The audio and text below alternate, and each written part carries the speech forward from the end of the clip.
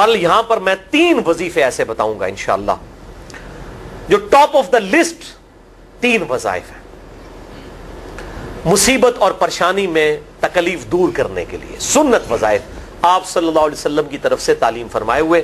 ان میں سے پہلا وظیفہ یہی جس کا قرآن میں بھی ذکر آ گیا کہ جو ان الفاظ کے ساتھ ہمیں پکارے گا، اللہ تعالیٰ فرماتا ہے کذالک ننجی المؤمنین، ہم اہل ایمان کو بھی نجات دیں گے اس طریقے سے، صرف یونس کو نہیں، اہل ایمان کو بھی. چنانچہ اسی کانٹیکسٹ میں پہلا وظیفہ ہے یہ لا الہ الا انت سبحانک انی کنت من الظالمین کا. لیکن اس سے پہلے میں ایک امپورٹنٹ بات کروں دعا کے حوالے سے کہ دعا کی قبولیت کا ایک پروٹوکول بھی ہے. ویسے تو آپ مسئلہ 82 دیکھیں گے، اس میں نے اور باتیں بھی کی ہیں، ٹاپک دوسری طرف چلا جائے گا، لیکن انصاف ہے کہ میں اس چیز کو بھی ایڈریس کروں. جامعہ ترمذی میں صحیح سند کے ساتھ یہ حدیث موجود ہے، انٹرنیشنل نمبر کے مطابق 593 نمبر حدیث ہے، اور یہ حدیث مشکات میں آپ کو پہلی جلد میں درود شریف والے چیپٹر میں بھی مل جائے گی. اور مشکات کو میں نے ڈکلیئر کیا ہے مشکات از دا انسائکلوپیڈیا آف حدیث، یعنی آپ کو جتنی حدیثیں سکیٹرڈ فارم میں ملیں گی کتب ستہ اور اس سے بھی باہر 13 کتابوں میں، مشکات میں آپ کو مل جائیں گی. میں نے اسی لیے مشکات پہ پورا لیکچر ریکارڈ کروا دیا ہے، مسئلہ نمبر 111B کے عنوان سے مشکات المصابیح کا مکمل تعارف، وہ ضرور دیکھیں. یعنی مشکات 3 جلدوں میں آپ لے لیں تو انسائکلوپیڈیا آف حدیث آپ کے پاس آ گیا. 6294 احادیث ہیں، اور اس میں چونکہ احادیث کی تکرار نہیں ہے تو کتب ستہ اس کے علاوہ بھی 12-13 کتابیں جو ہیں اس میں کور ہیں، اس میں بھی یہ حدیث موجود ہے. جامعہ ترمذی میں انٹرنیشنل نمبر کے مطابق 593 نمبر. سیدنا عبداللہ ابن مسعود رضی اللہ تعالیٰ عنہ کہتے ہیں کہ ایک دفعہ میں آپ صلی اللہ علیہ وسلم کی موجودگی میں نماز پڑھ رہا تھا، اور سیدنا ابو بکر اور عمر رضی اللہ تعالی عنہما وعلیہم السلام وہ بھی وہاں پہ موجود تھے. میں نماز کے جب یعنی کہ تشہد میں بیٹھا، میں نے اللہ کی حمد کی، التحیات للہ والصلوات والطیبات، اس کے بعد درود پڑھا، اور اس کے بعد میں نے دعا مانگنا شروع کی تو آپ صلی اللہ علیہ وسلم نے ارشاد فرمایا سل تعطا سل تعطا، مانگ تجھے دیا جائے گا، مانگ تجھے دیا جائے گا. یعنی جو درود شریف اور ذکر کے ذریعے متوجہ ہوتا ہے اللہ تعالیٰ اس کی دعا قبول کرتا ہے. اور پھر ابن مسعود ادھر ہی روایت کرتے ہیں، ساتھ ہی جامعہ ترمذی میں دوسری حدیث ہے صحیح سند کے ساتھ کہ ایک شخص آیا، اس نے جو ہے وہ نماز کے دوران حمد و درود کے بغیر ڈائریکٹ اللہ سے مانگنا شروع کر دیا. تو جب وہ فارغ ہوا آپ صلی اللہ علیہ وسلم نے اسے بلا کر کہا کہ سائل تو نے مانگنے میں جلدی کی، تجھے چاہیے کہ جب دعا مانگنے لگے پہلے اللہ کی حمد بیان کر، پھر مجھ پر درود پڑھ، اور پھر اللہ کی طرف متوجہ ہو. اور اس حدیث میں آتا ہے کہ ایک اور شخص آیا، یعنی ابن مسعود وہ خود تھے، اور اس نے اللہ کی حمد اور درود کے ذریعے دعا مانگی تو آپ صلی اللہ علیہ وسلم فرمایا سل تعطا سل تعطا، مانگ تجھے دیا جائے گا، مانگ تجھے دیا جائے گا. درود شریف پہ میں الگ سے بھی لیکچر دے چکا ہوں، مسئلہ نمبر 56 کے عنوان سے 2 گھنٹے کی گفتگو ہے.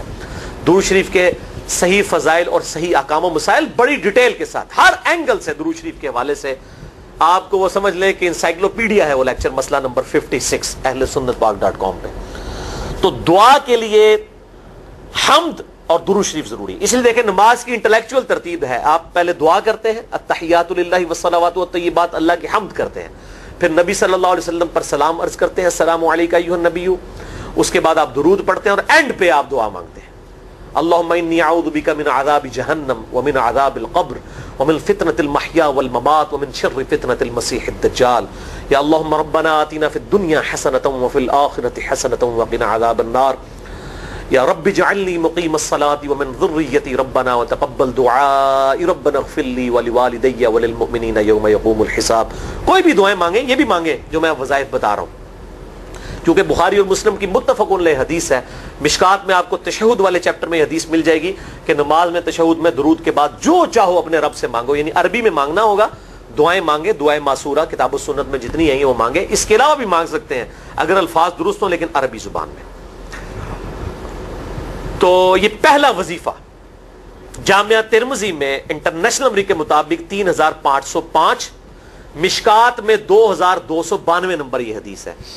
اور قرآن حکیم میں تو ہم پڑھ چکے ہیں سورۃ الانبیاء آیت نمبر 87 اور 88 میں آپ صلی اللہ علیہ وسلم نے ارشاد فرمایا کہ یونس علیہ السلام نے مچھلی کے پیٹ میں اپنے رب کو ان الفاظ کے ساتھ پکارا تھا لا الہ الا انت سبحانک انی کنت من الظالمین اور پھر آپ صلی اللہ علیہ وسلم نے فرمایا کہ جو کوئی شخص اپنے کسی بھی معاملے میں کسی بھی پریشانی میں اس دعا کے ذریعے اللہ کی طرف متوجہ ہو اللہ تعالیٰ اس کی دعا کو قبول فرما لیتا ہے. اور قرآن میں بھی آ گیا نا کذالک ننجی المؤمنین. اور کتنا بڑا فتویٰ آیا میرے بھائیوں سورہ الصافات 143 144 فلولا انہ کان من المسبحین. اگر یونس ہمیں ان الفاظ میں ہماری تسبیح نہ کرتا للبث فی بطنہ الی یوم یبعثون, تو مچھلی کے پیٹ میں قیامت تک مچھلی کے پیٹ میں رہتا اگر اس طرح نہ ہمیں پکارتا. اس کی قبر مچھلی کا پیٹ بن جاتی. یعنی یہ اتنا عطاب, اور وہ دور ہو گیا اس دعا سے, بہت بڑے اسماء اعظم میں سے. تو یہ بہترین دعا, بہترین وظیفہ, اسماء اعظم میں سے بہترین چیز, اور سب سے بڑھ کر جو میں نے بات کی کہ بہترین استغفار, اللہ سے توبہ مانگنے کا بہترین ذریعہ. اور کس طریقے سے, اے اللہ تو پاک ہے نا, تجھ سے تو غلطی نہیں ہوگی, میں بندہ ہوں غلطی کروں گا, تو اللہ نے تو معاف کرنا ہے نا. کیونکہ جب بندے نے اپنی عاجزی کا اظہار کر لیا ہے اور اللہ تعالیٰ کو بتایا اللہ یہ تیری کوالٹی ہے, تو غلطی نہیں کرتا, تو میں تو انسان ہوں غلطی کروں. تو یہ ہے پہلا وظیفہ. دوسرا وظیفہ وہ بھی جامعہ ترمذی میں انٹرنیشنل نمبر کے مطابق 3524 نمبر حدیث ہے, لیکن ترمذی کا طریق جو ہے وہ ضعیف ہے. یہ میں پہلے بتا دوں, امام ترمذی نے ساتھ لکھا ہے یہ روایت کمزور ہے, لیکن ضروری نہیں ہوتی کہ روایت اگر ترمذی میں کمزور ہے تو کہیں اور وہ روایت صحیح نہیں موجود ہے. اس کی صحیح سند المستدرک للحاکم میں انٹرنیشنل نمبر کے مطابق 1862 نمبر موجود ہے, اور سنن نسائی الکبریٰ میں 10492 نمبر ہے, اور مشکات میں بھی 2454 نمبر حدیث ہے انٹرنیشنل نمبر کے مطابق. تو صحیح سند المستدرک للحاکم اور سنن نسائی الکبریٰ کے اندر موجود ہے. اور وہ وظیفہ ہے انس ابن مالک کہتے ہیں اور سعد ابن ابی وقاص کہتے ہیں رضی اللہ تعالی عنہما وعلیہم السلام کہ آپ صلی اللہ علیہ وسلم کو جب کبھی کوئی تکلیف یا پریشانی پہنچتی تو آپ صلی اللہ علیہ وآلہ وسلم ہمیشہ ان الفاظ میں اپنے رب کو پکارا کرتے ہیں, یا حی یا قیوم برحمتک استغیث. اے خود سے زندہ ہر چیز کو تھامنے والے, میں تیری رحمت کے ساتھ تیری مدد کا سوال کرتا ہوں. استغیث بولیں گے نا الف کے ساتھ حمزہ کے ساتھ تو یہ سنگولر کا صیغہ ہوگا, اور اگر ہم بولیں گے نستغیث نون کے ساتھ تو یہ جمع کا صیغہ بن جائے گا. یہ میں اس لیے بتا رہا ہوں, لوگ پوچھ رہے ہوتے ہیں جی بعض جگہ لکھا ہوتا ہے جناب نستغیث, بعض جگہ لکھا ہوتا ہے استغیث, کیا کریے وہ نستغیث جمع کا صیغہ بنا لیا جاتا ہے. جیسے دعا ہے سنن ابی داؤد میں اللہم اجرنی من النار, لیکن اگر جمع کا صیغہ بنائیں گے تو اللہم اجرنا من النار ہو جائے گا. اس طریقے سے دعائے قنوت کے الفاظ ہیں اللہم اہدنی فی من ہدیت, تو جمع کا صیغہ ہوگا اللہم اہدنا فی من ہدیت. یہاں پر بھی ہے یا حی یا قیوم برحمتک استغیث سنگولر کا صیغہ, اور نستغیث پلورل کا صیغہ جمع کا صیغہ. کتنی بہترین دعا ہے, اے خود سے زندہ ہر چیز کو تھامنے والے, میں تیری رحمت کے ساتھ تیری مدد کا سوال کرتا ہوں. تو یہ بھی اسماء اعظم میں سے ہے. سنن نسائی الکبریٰ کے اندر صحیح سند کے ساتھ 10492 اور المستدرک للحاکم میں 1862 نمبر. اب یہاں پہ میں ایک ضمناً بات بتا دوں سنن نسائی الکبریٰ کے بارے میں, چونکہ اکثر لوگ پوچھتے ہیں. میرے بھائیوں ایک سنن نسائی وہ ہے جو کتب ستہ میں ہم پڑھتے ہیں, اس میں یہ کتاب لکھی ہے امام احمد بن شعیب نسائی رحمہ اللہ تعالی المتوفی 303 ہجری. کتب ستہ میں یہ ویسے 5ویں نمبر پہ گنی جاتی ہے, لیکن بخاری اور مسلم کے بعد دنیا میں سب سے صحیح ترین کتاب سنن نسائی ہے. سب سے کم ضعیف حدیثیں اس کے اندر ہیں. بخاری مسلم کے بعد تیسرا نمبر اس کتاب کا ہے. دنیا کی کوئی حدیث کی کتاب بخاری مسلم کے بعد صحیح نہیں ہے جتنی سنن نسائی ہے. سنن نسائی جو ہمارے پاس کتب ستہ میں ہے نا, اس میں ہے 5761 احادیث انٹرنیشنل نمبر کے مطابق, اور یہ ساری انٹرنیشنل کتابیں عربی میں, انگلش میں اور اردو میں ہماری ویب سائٹ اہل سنت پاک.com پہ فری اس کا PDF موجود ہے, آپ ڈاؤن لوڈ کر سکتے ہیں. 5761 احادیث ہیں اس سنن نسائی میں جو ہمارے پاس ہے. اسے ویسے ٹیکنیکل لینگویج میں کہا جاتا ہے سنن نسائی الصغریٰ, چھوٹی سنن نسائی, کیونکہ امام نسائی نے یہ کتاب نہیں لکھی تھی. امام نسائی نے کتاب لکھی تھی سنن نسائی الکبریٰ, بڑی سنن نسائی، اور اس میں حدیث ہیں انٹرنیشنل نمبر کے مطابق 11,770، بخاری مسلم سے بھی زیادہ حدیث ہیں اس میں. لیکن یہ امام نسائی کے ایک شاگرد تھے امام ابن السنی، انہوں نے اس کو مختصر کر کے نا چھوٹی کتاب بنا دیا، اور اب پبلک میں یہی چھوٹی کتاب مشہور ہے. اس کی وجہ سے جب ہم سنن نسائی الکبریٰ کا آپ مشکات میں دیکھیں گے نا تو وہ فرق نہیں کرتے ہیں. جب وہ سنن نسائی کا حوالہ دیتے ہیں نا تو آپ کو نسائی میں وہ ملے گا بھی نہیں، وہ الکبریٰ میں ہوتا ہے، کیونکہ وہ اس تفریق کو مانتے نہیں، وہ تو سنن نسائی الکبریٰ کو سنن نسائی مانتے ہیں. جبکہ ہماری پبلک جو ہے وہ سنن نسائی، وہ میں حوالہ دے رہا ہوتا ہوں کہ جی سنن نسائی الکبریٰ میں 9,928 نمبر حدیث ہے کہ جو آیت الکرسی پڑھ لے فوراً بعد کسی بھی نماز کے فرض کے فوراً بعد تو مرتے ہی جنت میں داخل ہوگا. تو لوگ کہتے ہیں جناب نسائی تے حدیث ہیں جناب 5,761 نے، تسی 9,928 کی تمہیں دس دیو. تو میں ساتھ حالانکہ بول رہا ہوتا ہوں سنن نسائی الکبریٰ، میں نے کبھی اس کے بغیر نہیں بولا. تو الکبریٰ سے آپ کا دماغ تو کام کرنا چاہیے، الکبریٰ کیوں بول رہا ہے ساتھ؟ کوئی یہ صغریٰ بھی ہے جس کی یہ الکبریٰ ہے بڑی، اور ہمارے گرین کارڈ میں یہ وظیفہ لکھا ہوا ہے الکبریٰ کے ساتھ. اسی طریقے سے جو میرا وہ واقعہ کربلا کے اوپر 150 اسناد پر مشتمل پمفلٹ ہے، ریسرچ پیپر نمبر 5B واقعہ کربلا کا حقیقی پس منظر 72 صحیح الاسناد احادیث کی روشنی میں. 72 کا تو ٹائٹل ہے شہدائے کربلا کی نسبت سے، احادیث اس میں 150 ہیں. اس میں اکثر حدیثوں کے حوالے میں نے سنن نسائی الکبریٰ سے دیے ہوئے ہیں. وہ لوگ کہتے ہیں مل ہی نہیں رہی ہے، تو میرے بھائی وہ سنن نسائی الکبریٰ آپ کے پاس ہوگی تو آپ کو ملے گا نا. تو سنن نسائی الکبریٰ الگ سے وہ اصل کتاب ہے، اس میں سے سنن نسائی الصغریٰ بنائی گئی ہے. اسی سنن نسائی الکبریٰ کا چیپٹر ہے خصائص علی، جس میں 194 حدیث ہیں سیدنا مولا علی رضی اللہ تعالیٰ عنہ وعلیہ السلام کی شان میں. امام نسائی نے ناسبیوں کے خلاف وہ کتاب کا وہ چیپٹر لکھا، وہ خصائص علی چیپٹر ہے سنن نسائی الکبریٰ کا. اس طریقے سے فضائل صحابہ بھی امام نسائی کی جو کتاب ہے وہ بھی اسی کتاب کا چیپٹر ہے. اسی طریقے سے عمل الیوم واللیلہ، صبح و شام کے جو اذکار ہیں وہ چیپٹر بھی اسی سنن نسائی الکبریٰ میں سے ہے. اسی میں یہ وظیفہ ہے کہ جو آیت الکرسی فرض نماز کے فوراً بعد پڑھتا ہے تو مرتے ہی جنت میں داخل ہوگا. میں نے اس کتاب کے اس چیپٹر کا حوالہ نہیں دیا، وہ الگ سے بھی چیپٹر چھپا ہوا ہے، جس طرح خصائص علی الگ سے ہے، فضائل صحابہ الگ سے ہے. خصائص علی تو ہمیں ہماری ویب سائٹ پہ بھی موجود ہے اہل سنت پاک.com پہ. فضائل صحابہ بھی اردو ترجمے اور تحکیم کے ساتھ چھپ چکی ہے.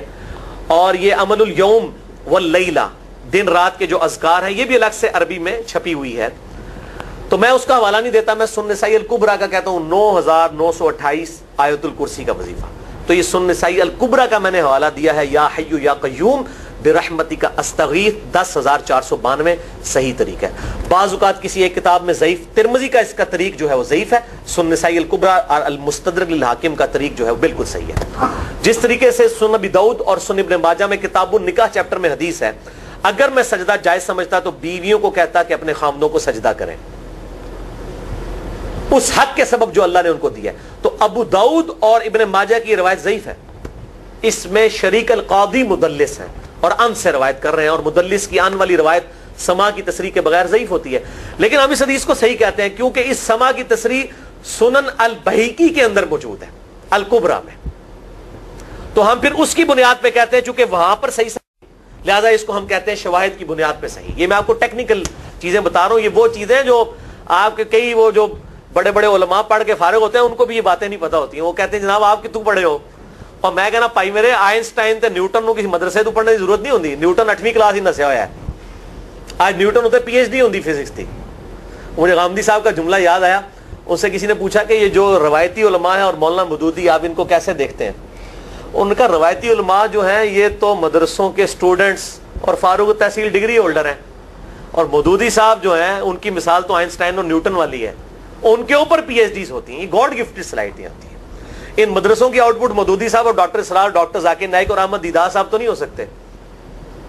یہ گاڈ گفٹڈ صلاحیتیں ہوتی ہیں. تو میں اس لیے ساتھ ساتھ کلیئر کر رہا ہوں تاکہ یہ جو ایمبیگوٹیز آتی ہیں اس حوالے سے وہ کلیئر ہو جائیں.